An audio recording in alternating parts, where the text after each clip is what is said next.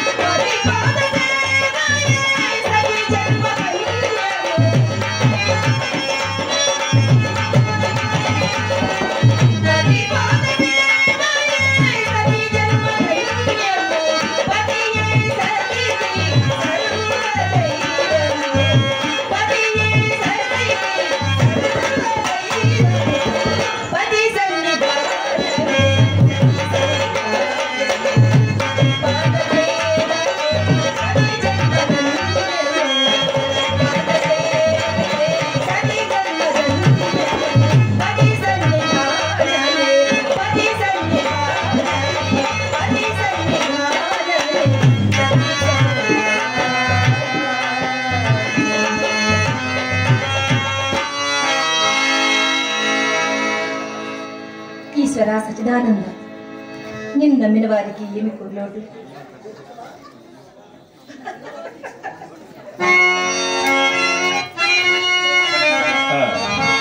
ఏంటి రాధ, నీళ్ళు నీవే పరవశించి పాడుకొనిచున్నావే, ఏమిటో విశేషము?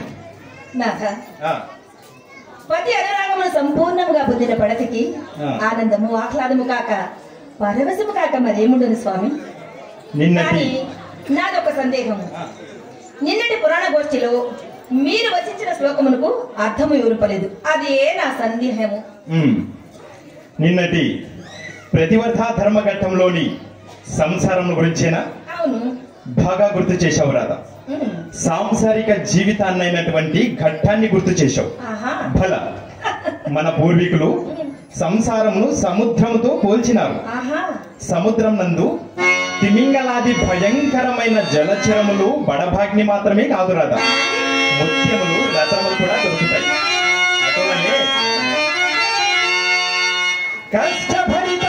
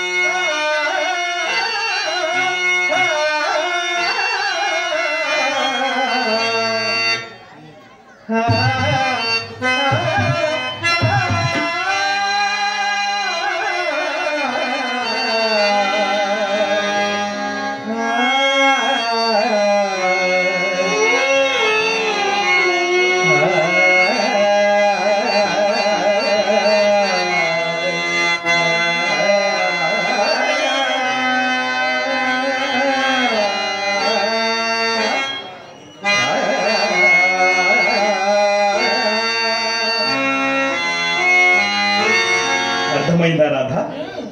నరకం లాంటి సంసారంలో స్వర్గాన్ని కనిపించేలా ప్రవర్తించే అర్ధాంగ లక్ష్మి భార్య. మగవాడు ఎన్నో సమస్యలకు గురి ఇంటికి రాగానే చల్లని చిరునవ్వుతో స్వాగతం పలుకుతూ ఏమండి అని పలకరించగానే మగవాడు సమస్యలు కష్టాలన్నింటినీ మర్చిపోయి భార్య ఒడిలో తలవాలుస్తాడు సుఖంగా. అలాంటి భార్యనే అనుకూలవతి కాని ఎడల ఆ భార్య ప్రత్యక్ష నరకమని కూడా చెప్పదగలరు. కాళ్ళు పెట్టిన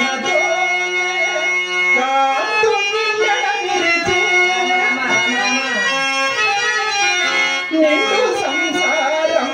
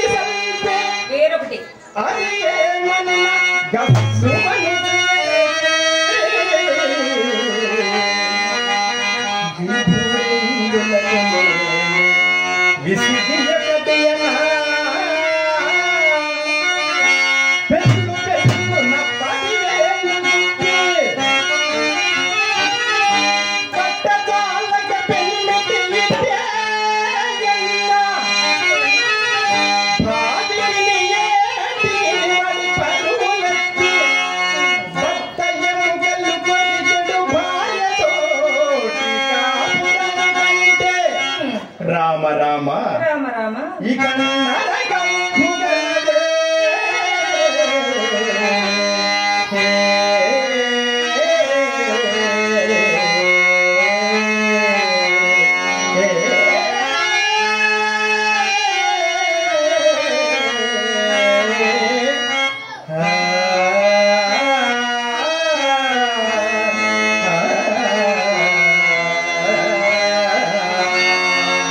మీరు చెప్పినది యథార్థమే.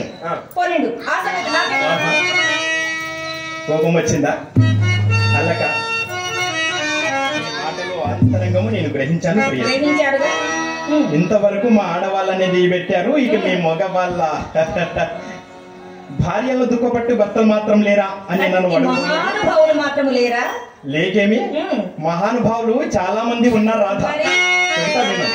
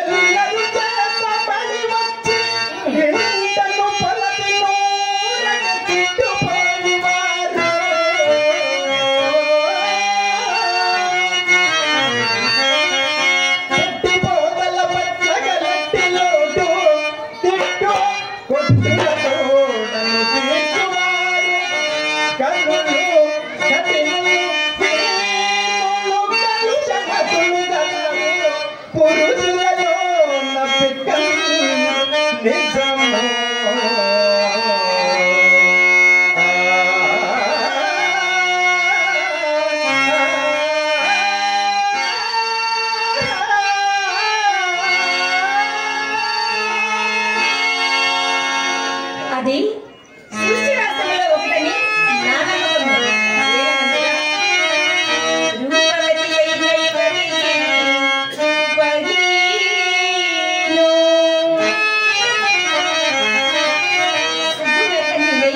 యువతికి సిద్ధము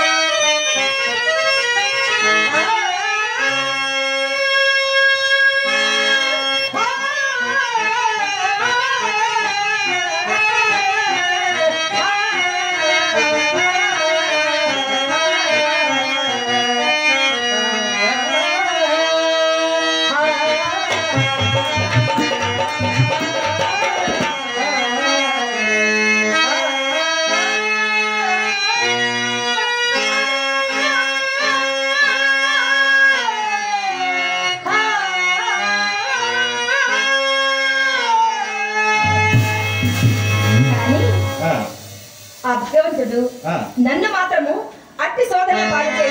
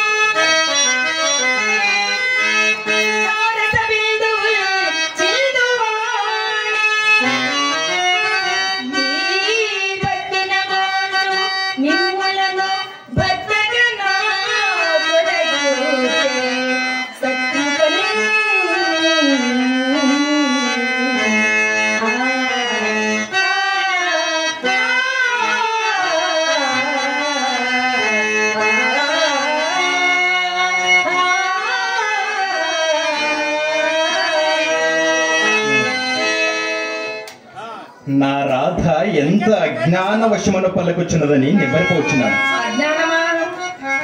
రాధ, ఈ యవ్వనము, ఈ సౌందర్యము, ఈ సిరి సంపదలు, పాండితీ పటిమలు, భోగ భాగ్యములు ఏవీను శాశ్వతము కానే కావు రాధ. నీకు తెలియదా? హరిశ్చంద్ర నలో రాజా పురూరవ పురుకుత్సహ సగరక కార్తవీరాజ సెడైతే చక్రవర్తిన ఆరుగురు పురాణ పురుషులు, ధీరోదాప్తులు, ధర్మానికి ప్రతిరూపాలు. అట్టి వారిని కూడా విధి వారిని వదలక సర్వనాశనము చేసినది రాధ. ఇక మనమెంత? కనుక కాలం అవిచ్ఛిన్నమైనది, వక్రబుద్ధి కలది. ఏమో ఎప్పుడు ఎవరిని ఏ విధముగా మార్చునో ఎవరు చెప్పగలరు రాధ? నేను గనుని హరిశ్చంద్రుని కాటిగా పరిచేసే మురసుకు సారభౌమునిగా సలిపే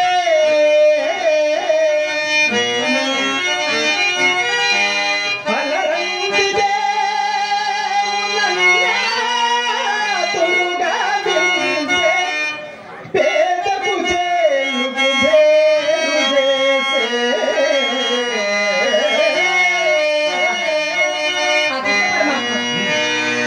ధర్మాత్మ బలిని పాతాళమునకు దొక్కే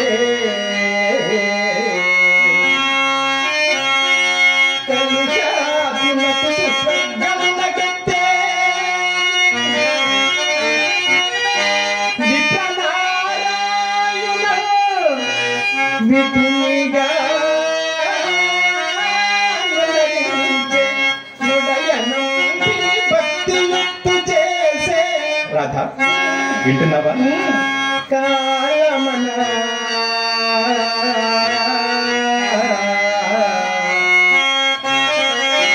ఇట్టి మహిమంపు గలదియగుట మానవుడు మేను విడచిన మరుదినమునగాక శిగుణ దుర్గుణములు కలిమిలే రాధని రహించి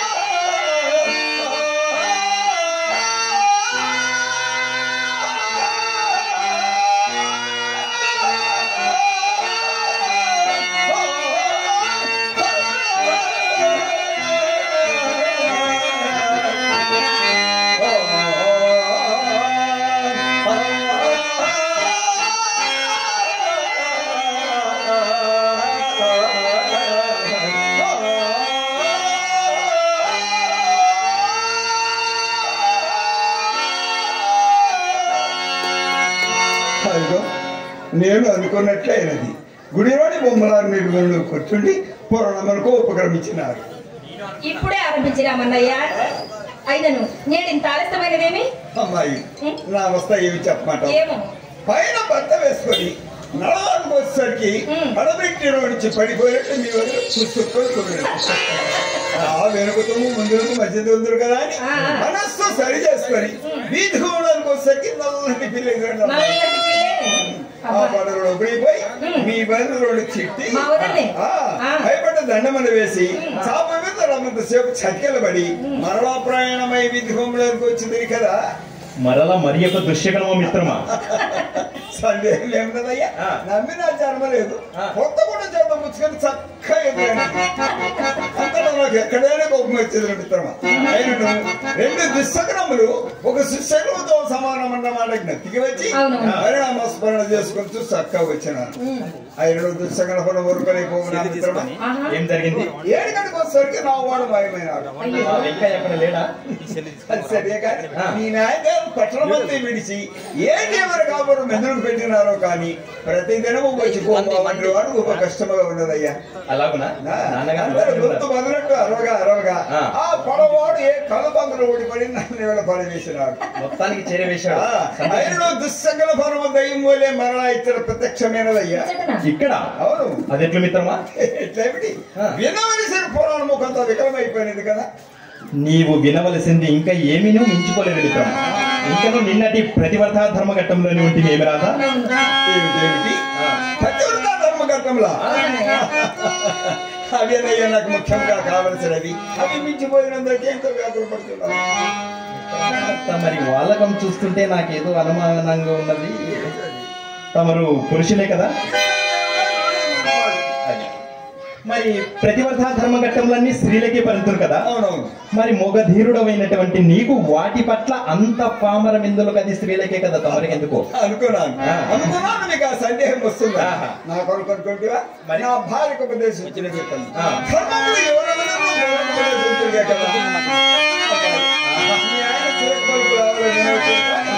చక్కగా చూపించే మిత్రమా. ఇతరులకు మందు తెలుపగా ఇతరులకు మందు తెలుపగా ప్రతివాడు వైద్య శాస్త్ర పరిపూర్ణుండే.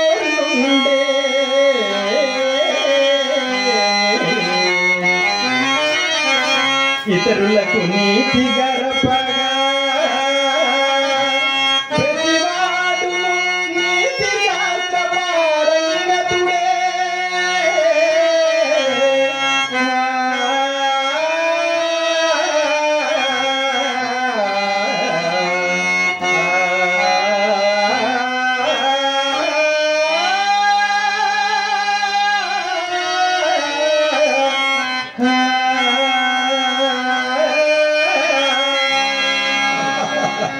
అమ్మాయి మీ ఆయన చెరుకు పలుకులు ఆవిడ వినవచ్చు కానీ పురాణం కానీ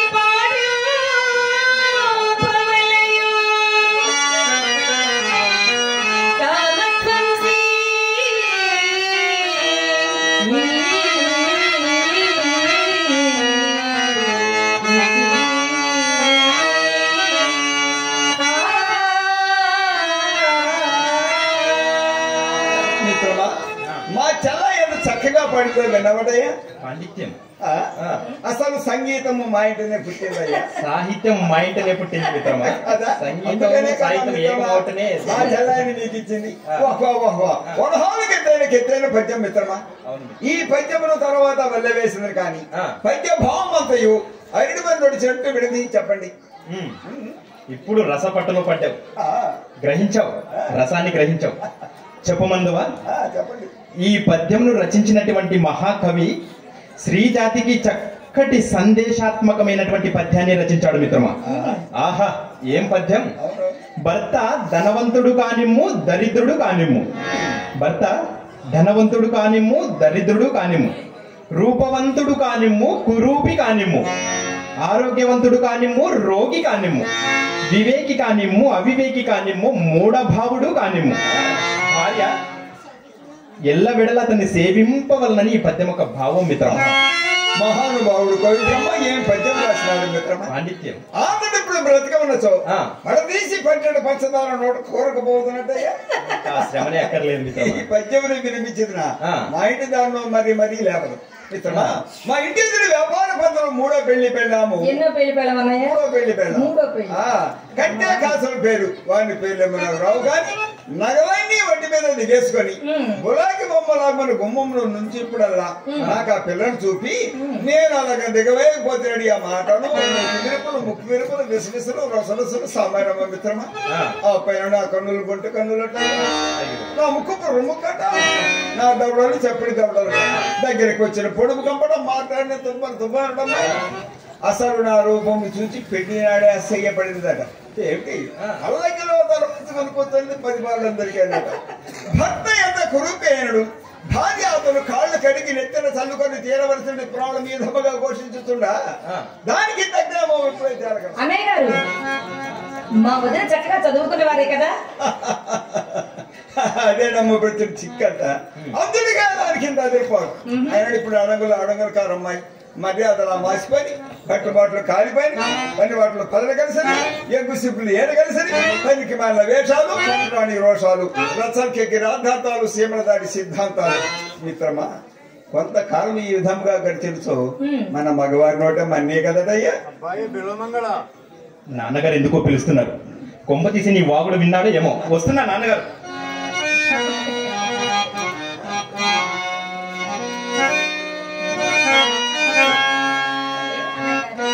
ఈనాడెందుకు మామగారు స్వయంగా వచ్చి పిలిచారు. ఎందుక మన పురాణము చెడు సగుణము చెడు కలయును చెడు భయమును చెడు గ్రహమును చెడు దేహమును చెడు పథమనుగముగా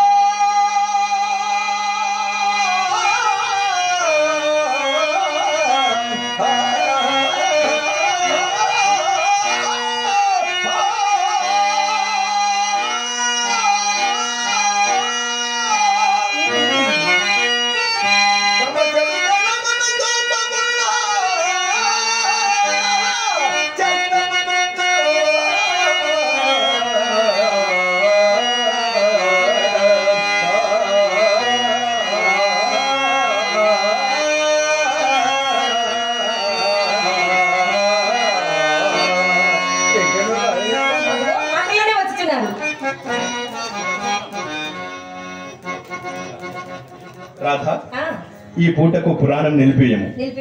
నేను శీఘ్రంగా కార్యస్థానంకు వెళ్ళవలేను. అయ్యే దేవుడా, పొద్దు వారం లేదు, భోజనాశం తెలియలేదు, అప్పుడేమి తొందరపైన ఆశం లేదయ్యా. మరేమి లేదు మిత్రమా. నాన్నగారు నేటి నుంచి వ్యాపారం అంతయు నా మీద మోపి తాము విశ్రాంతి గైకొని నిర్చయించుకున్నారు. ముందు ఏదో వచ్చముందట, అందుకని శీఘ్రంగా రమ్మని ఆజ్ఞాపించారు. అట్లయినా మీకు కార్యభారం అధికమయ్యి శిరోభారం కలుగునేమో నాథా. నాకును అదే భయంగా ఉన్నది రాధా. కానీ ఏం చేయను, తండ్రి గారికి విశ్రాంతి కలిగించిన నిమిత్తము తల వగ్గదలుచుకున్నాను రాధా. అలాగైనా చెబుతా విను.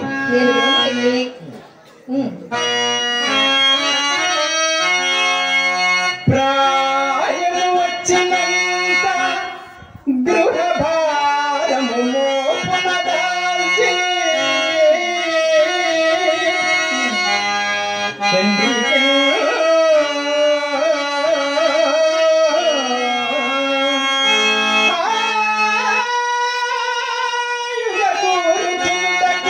హనువన్న విరామమెవండు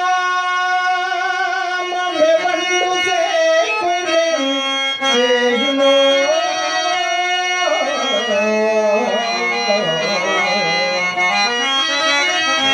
వాడే పుత్రుడై చెప్పగ చెయ్యును వార్తకమున స్వీయతనుభవ ప్రగతి చేత సఫల్యముగాంచు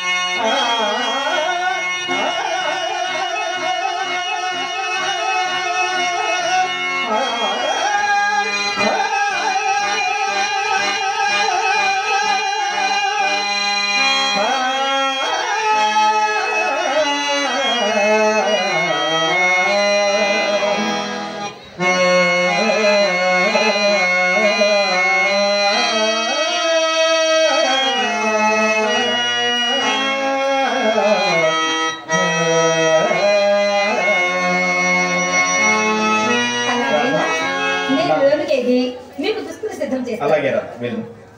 మిత్రమా, యుక్తం వచ్చిన ప్రతి యువకుడు తండ్రి గారికి చేయవలసిన సేవలు ఇవి కదా. భగవంతుడు ఈ జన్మను ప్రసాదించినదే అందులకయ్యా. నేను చిన్ననాడే మా నాయన గారికి చాలా విశ్రాంతి కలిగించానయ్యా. చిన్ననాడా? అంత చిన్నతనంలోనే అంతటి జ్ఞానం ఎలా పిన్నది మిత్రమా? ఎట్లంటావా?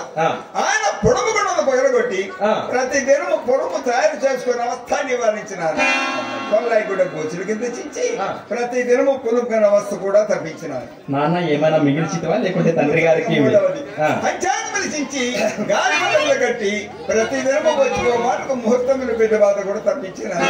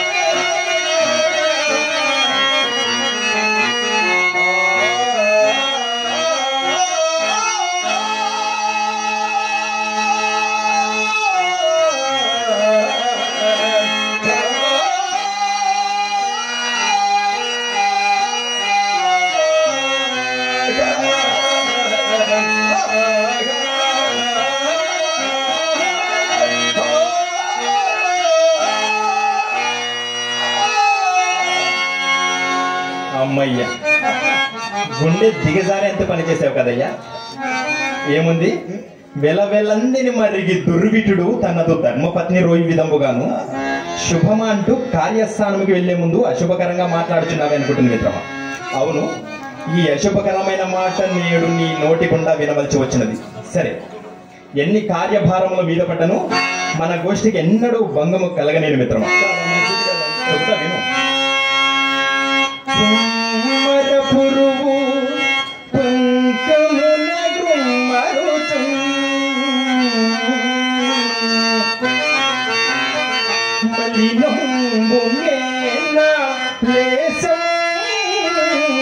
అంటే చాపున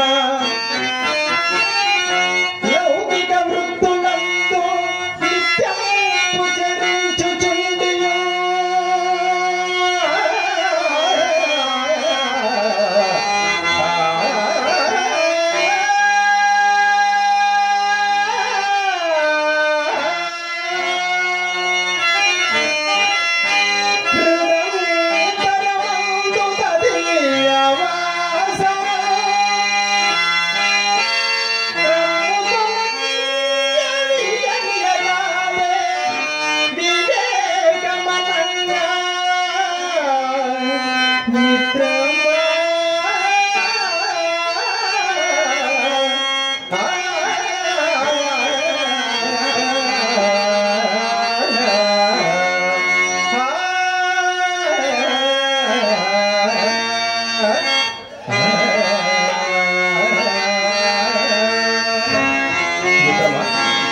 గోష్ఠిని మనం రాత్రులకు మార్చుకున్నాం. చాలా మంచిది కదా మిత్రమా.